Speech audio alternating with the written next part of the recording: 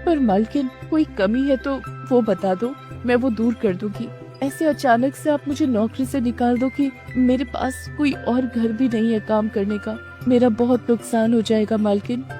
अरे शोभा, एक बार सोच ले, अगली बेचारी को कितने समय से तूने काम पर रखा हुआ है और अचानक से तू इसे निकाल रही है। इसका पति वैसे ही बीमार है, घर में 2 छोटी छोटी बच्चियां भी हैं। ऐसे किसी के पेट पर लात क्यों मार रही है? माँ जी आप चुप रहिए, आपको ज्यादा पता है या मुझे पता है इस घर का? सुमित्रा, मैंने तुम्हारा हिसाब कर दिया है, ये तुम्हारे इस महीने के 2 दिन आई हो, तुम ये 2 दिन के रुपए ले जाओ, कल से मत आना। सुमित्रा रोती हुई घर चली जाती है।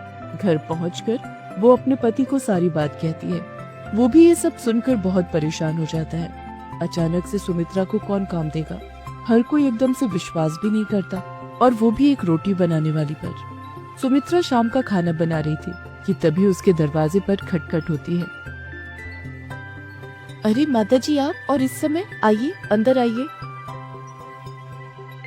सुमित्रा, आज सुबह शोभा ने जो भी किया उस बात से मुझे बहुत ठेस पहुंची है। मैं मंदिर के लिए निकली थी, पर मेरा मन मंदिर में भी नहीं टिक रहा था, इसलिए मैं तुमसे मिलने चली आई। मैं शोभा को तो नहीं सुधार सकती, पर मैं तुम्हें एक सलाह देना चाहती हूँ, अगर तुम मानो तो। जी बोली माताजी। सुमित्रा, ये 10,000 रुपए रख ले और इनसे खुद का कोई खाने का ठेला लगा ले। वैसे तू छोले भटूरे बहुत ही अच्छे बनाती है, अगर तू चाहे तो छोले भटूरे का ठेला शुरू कर सकती है। आजकल लोग छोले भटूरे खाना बहुत पसंद करते हैं, और आगे सर्दियों के दिन भी आ रहे हैं, तो तेरी अच्छी खासी बिक्री शुरू हो जाएगी। पर माताजी, आप मुझे इतने सारे पैसे दे रही हो, मुझे अच्छा नहीं लग रहा। सुमित्रा, ये पैसे मेरे खुद के हैं, मैंने जोड़े हुए थे, और फिर इन रुपयों की मेरे से ज्यादा तुझे जरूरत है। अब तू देर मत कर, इन रुपयों से जल्दी से छोले भटूरे का ठेला शुरू कर दे, फिर मैं गरम गरम छोले भटूरे खाने आऊंगी। उन रुपयों को देखकर सुमित्रा के मन में हिम्मत जाग जाती है, और वो माताजी को दिल से शुक्रिया करती है। आज मुसीबत की इस घड़ी में माताजी उसके लिए ईश्वर का रूप बनकर आई थी। माताजी की सलाह सुमित्रा और उसके पति को ठीक लगती है, और अगले ही दिन सुमित्रा छोले भटूरे का ठेला लगाने के लिए सारा सामान इकट्ठा कर लेती है, और 2-3 दिन में ही उसका छोले भटूरे का ठेला शुरू हो जाता है। पहले तो कभी नहीं देखा, लगता है बाजार में ये छोले भटूरे वाली नहीं आई है। भैया बहुत ही स्वादिष्ट छोले भटूरे बनाती है, साथ में प्याज, चटनी, अचार और बूंदी का रायता भी 1 प्लेट खाई थी कल मैंने। भैया सचमुच आनंद आ गया बता रहे। अच्छा एक काम करते हैं, 1 प्लेट खा लेते हैं चलकर, गरम गरम है, मजा आ जाएगा।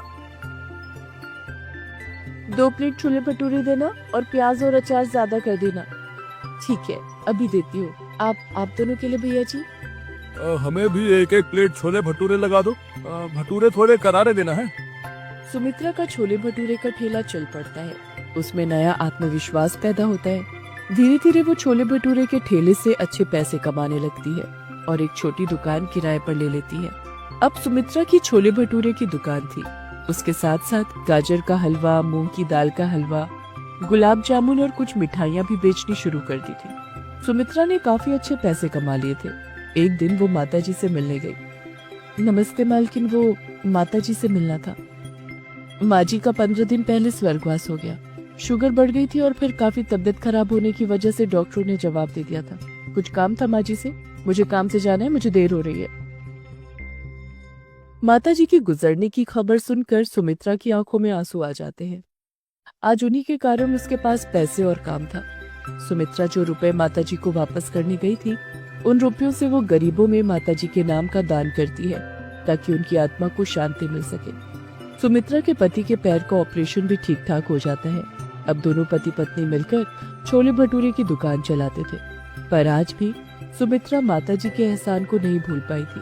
इसीलिए वो उनकी याद में महीने में 1 दिन छोले भटूरे बनाकर गरीबों में बांटती थी।